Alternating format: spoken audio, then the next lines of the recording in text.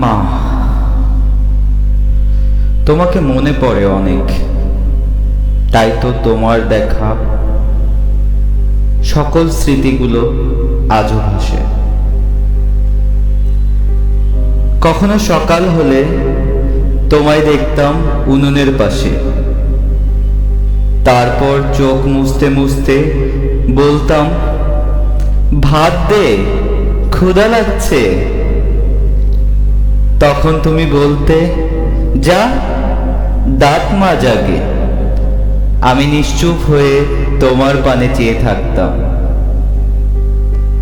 এতটা ভালো লাগতো, এটা বোঝাতে পারবো না, তবে আজ বুঝি। তোমার ওই উনুনের পাশে বসা মুহূর্তগুলো আমার জীবনে ছিল শ্রেষ্ঠ মুহূর্ত। তোমার ওই গা ডলা খোসা জোরে জোরে চিপিয়ে আমাকে গোসল করানো আজ অনেক মিস করি।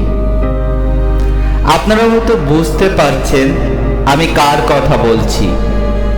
আমি ওই মহিষী নারীর কথা বলছি, যারা না থাকলে হয়তো পৃথিবীর জান্নাত নামক নামটি আসতো না। হ্যাঁ, মায়ের কথা বলছি।